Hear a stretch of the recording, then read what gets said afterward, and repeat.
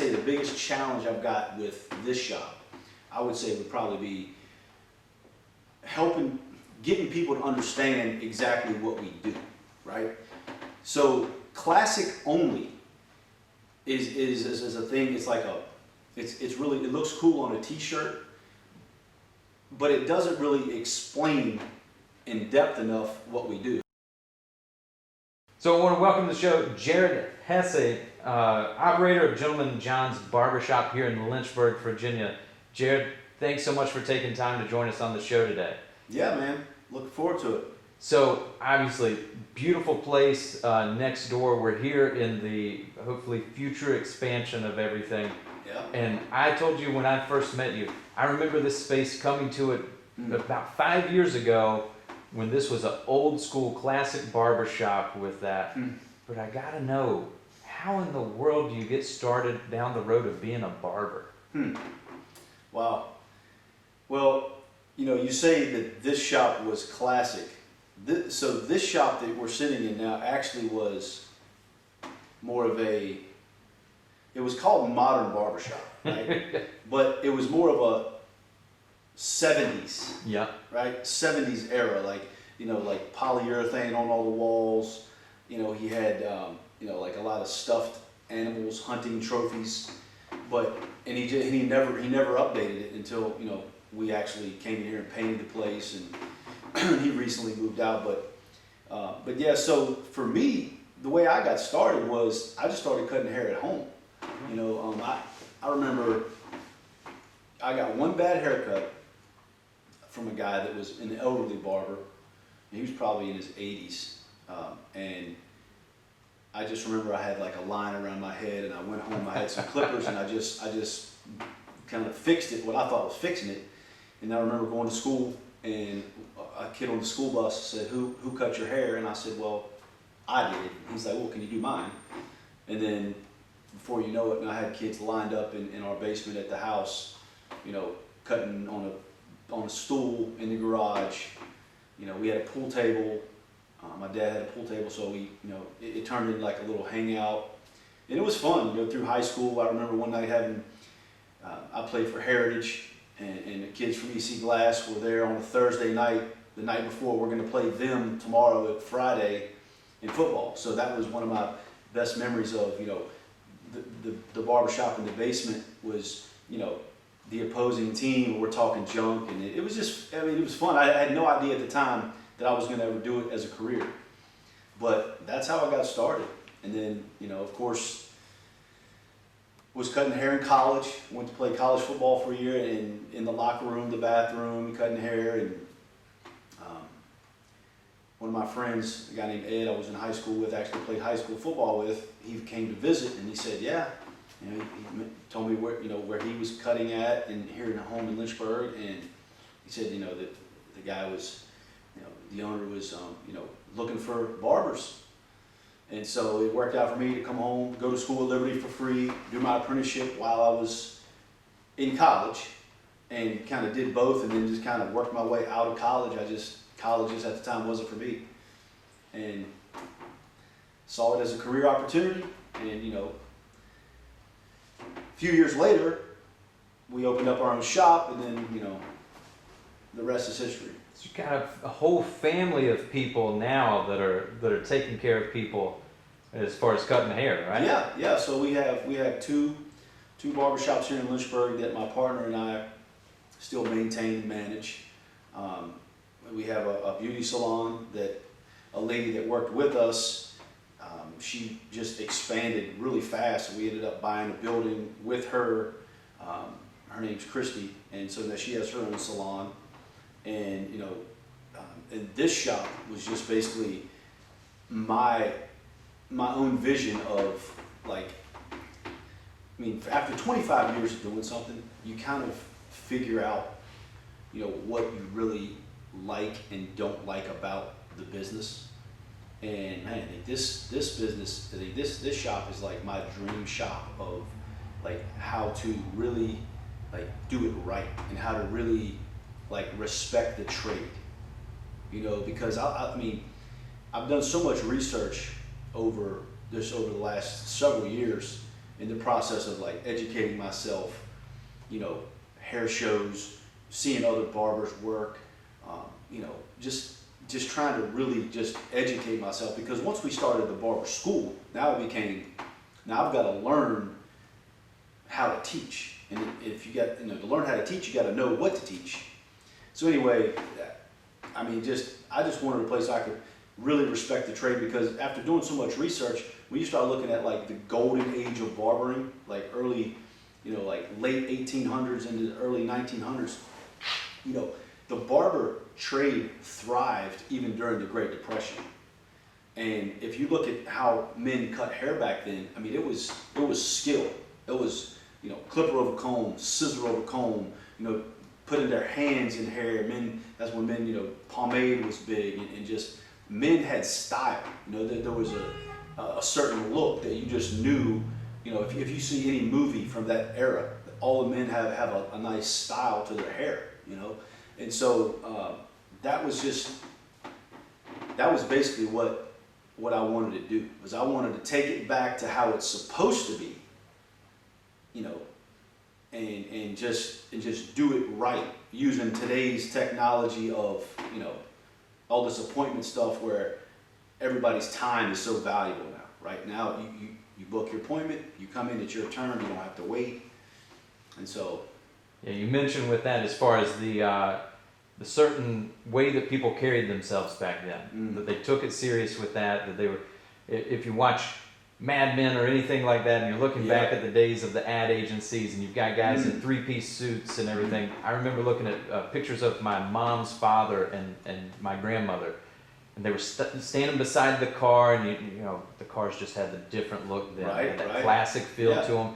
And he's in his suit. And you know, he's posed there. And I asked my mom, I said, where were they? What were they doing? She said, that was just a day for them. Just a regular day. That, you know, for them, that they wanted to show the car, show the clothes, everything, that it meant something to them. Right. And now you got somebody that goes out in a ratty t-shirt and a pair of gym shorts, and it's a different quality with that, but it's a different experience. Right.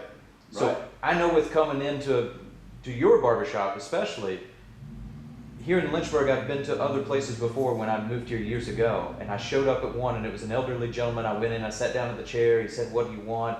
I was going through, and I started asking, hey, so years ago, how'd you get started in this? He said, oh, I just retired last year from my normal job. I went to barber school, and I started doing this for fun. Wow. Yeah. So I was amazed with that, but it's just a different feel to it when you go to somebody that takes this. It's just a serious craft of what you do. Yeah. So tell me, you know, I told you a little bit as far as with my grandfather and what that meant to me of that experience. Tell me a little bit about the name, Gentleman John's, how this came to be. Yeah. So my grandfather was a huge mentor for me. I mean, I just always looked up to my grandfather as, you know, just a godly man. You know, he ran his business here in Lynchburg for 30 years. You couldn't find anybody in town that had anything negative to say about him. You know, we called him Chief. You know, lost count of all the grandkids he has. You know, I mean, he didn't lose count, but I'm just saying. And so, really just the greatest man I ever knew. You know, as far as the walk this earth. You know, that I actually got to spend time with. You know, just character. You know, humility, professionalism in what he did, integrity. Just all these things that to me just really resemble, you know, the type of man that I want to be and that I want my son to be, you know. And so we're having dinner one night, you know, I had the vision for the shop. I knew what I wanted to look like, but the name was something that I felt like I could really call it anything, and still I was going to make it work, right? And just, I don't know, we were just talking one night at dinner with my family, and the name came up, you know, because my first name's John. My dad's dad name was John, and of course my grandfather, you know, John Heckman. Say this is a common theme here, you know, but Gentleman John's is not named after me. It's named after my grandfather, you know. So, you know, it's his face on the logo, you know. So it's, I don't know, it was kind of cool how it came together. But, you know, we've got the gentleman etiquette, which on the board there, the kind of the principles that we live by, really the culture that we're trying to create and maintain, you know, with just how we treat each other in the shop, how men should act, really. If you look at it, you know, the way we treat women, the way we treat, you know, just everybody, just respect, you know. And so yeah, and that was actually on his obituary. You know, he died last year, and it was a list of these things that he had written down, and they're like his mottos or themes that he lived by, and a lot of them are on that board. So kind of have your code of ethics, that's your credo that carries you. Yep. With that. That's it. I had someone that I was sitting down with yesterday. He said, "You come into this world with one thing, and you leave with one thing, and it's your name." Mm. Wow. And what you do in between is what makes that matter. Wow. So it's, what are they going to say about you when you're gone? Exactly. Right. Exactly. Wow. And you've got a living legacy that's sitting there. Well, yeah, I appreciate that. It's I mean, amazing. I got big shoes to fill. I tell you that. I really do. You know, but it's going good. So with multiple businesses here in Lynchburg, what's been the biggest challenge for you as you've continued to expand or open these new locations here in Lynchburg? You know, really, I've been blessed. You know, I've got great people. You know, the people that have, you know, stuck with us, they enjoy what they do. You know, even the shops that, you know, like one of my barber shops that I'm not working at anymore. Those guys are just, I mean, that's like a well-oiled machine. Like, they're just out to prove to me that I don't need to be there much. You know, I just kind of ask them what they need. But, so it's just kind of, but the challenge I've got, honestly, I would say, and maybe the biggest, from what I've noticed, we've been open a year now. And I'd say the biggest challenge I've got with this shop, I would say would probably be getting people to understand exactly what we do, right? So classic only is a thing. It's like it's really, it looks cool on a t-shirt, but it doesn't really explain in depth enough what we do. So I'm working on maybe getting something on the website that's a little bit more clear. But basically, classic only means quality, right? Classic, the word classic means, you know, quality over time. So I mean, a lot of people say, oh, well, you guys are a niche business. I was like, no, actually, we believe that what we do, and if you look at our menu, we believe that what we do is for everybody, right? It's for anybody that wants a quality haircut. And so that's kind of a misnomer that we're trying to, maybe we should call it a myth, I don't know, but it's something we're trying to educate people. And we talk to people all the time when they come in and say, look, this is what we do. Like, that's our menu. If it's not on the menu, we don't do it. Because there's a lot of trends, and that's one of the things that I learned over the years was that different haircuts come and go. Like, I found, like, when I started cutting in the mid-90s, there was a lot of stuff that we did that kind of came back like 2010, or, you know, and it was like, whoa, like, I don't know how to put a Nike check in someone's hair. It's been that long since I've done it, you know, or a design, just different stuff. And it was like, and I think that was part of for me, that was part of the vision of what I wanted to do was like, you know what, I want to have a system that I can teach as more in a simple way. Like, it's a simple approach to cutting hair. And so we all have the same system. That way, all of our haircuts, if you get in anyone's chair, all the haircuts are going to look pretty much the same because it's just more of a systematic approach. And so classic only means quality. And the other stuff that's going on, there's just so many bad haircuts. Like, we can't tell you how many people's hair we fixed that, you know, someone has shaved it up too high on one side and it's asymmetrical, it's uneven, you know, it's just not quality.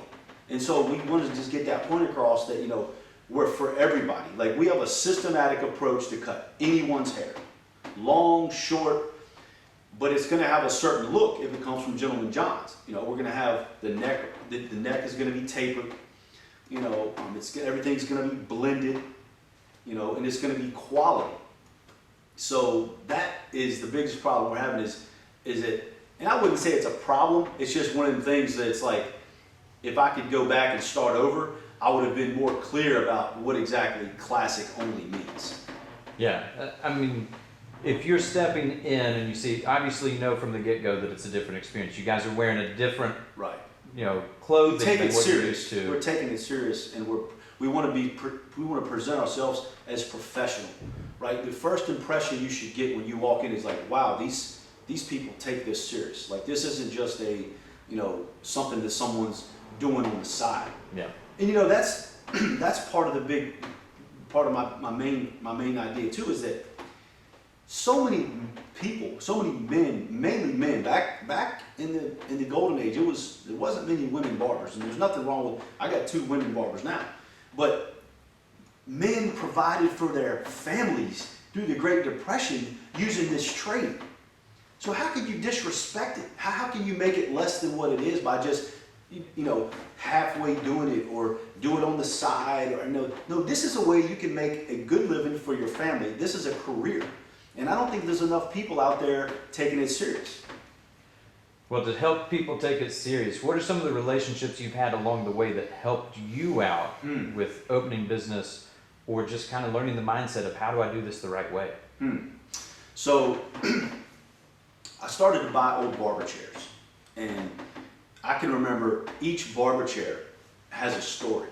And it was almost like every time I would go to buy a barber chair, there was some type of education process, right? So it was either I was sitting there watching the barbers cut while we're waiting on an opportunity to negotiate the price of the chair. Like, if they got 2 barbers cutting here, they want to sell that one, I'm sitting there watching them, cut while, so that, a couple times that happened. One time, actually, one of the shops that we bought was an elderly guy that was about to retire. And I'm in there talking to him, looking at his chairs, and kind of talking about the price of the chairs, and I'm just picking this guy's brain. And one of the things that stuck out to me, I tell this to all my barbers, I say, look, this guy was 82 years old. He smoked cigarettes in the shop, so it was pretty cloudy in there. And he told me, he just leaned over the chair and he said, I'm just tired. But he told me he had been cutting since he was like 10 years old. He used to stand on like a stool in the shop, and I guess he was at a very young age cutting in the shop, and he told me, but I'm still learning. 82 years old, still learning. That triggered something in me, because at the time I was probably 10, 15 years into my career, and I was kind of at that point where you're kind of doing the same thing every day. You're cutting the same people every day. You're not really trying anything new. Wasn't really learning anything much. And I was like, this is a shift for me. Like, I'm going to start learning something every day, even if it's just try it left-handed or try something different, And so that's just opened up a whole new world of learning. Like I say, hair shows, classes, of course. That was about the time when, YouTube and I mean, there's endless stuff on the internet you can find to just research how to learn the different techniques. Because the thing about a barber that's been cutting hair for a while can just watch somebody else and you can pick it up. Because it's something you're so familiar with. So just watching other people, really, and that's what we've done, is just, and then so now we've kind of taken all this that I've learned and I've put it in this. Put it in a bowl, mix it up, throw out the stuff I don't like, and and just kind of stick to the simple, the system of it. So Jared, what's the impact you want to be remembered for making here in Lynchburg? Yeah, wow. I mean, when my time's done, if people talk about me half as good as they talked about my grandfather, I would be, ecstatic. I mean, just for my kids, just like I said, just knowing that, you put others first, I tell people all the time, like, if this shop was about me, I could just stand behind that chair and just do what I love all day, every day, and I could make a living. But it's not about me. It's about who can I pass it on. I look at the people that that, you know, have come to work with me over the years, and that I've been able to help them provide for their family. You know, like we just had one of the barbers, Gabe, just had a little boy, and I'm like, wow, this guy gets to provide for his son, right, off what he's learned from being here with us. And so to me, that's a blessing to me, to know that I've been a blessing to him. You know, to anybody else that, you know, that comes with us, that's the plan, is to help them to be able to provide for their family using this trade that I love and respect so much. That's awesome. Well, Jed, thanks so much for your time. My pleasure. I love that you're part of the community, and what better place to experience community than a barbershop? I agree. Thanks for doing this. Until next time. Yes, sir. All right. Cool, man.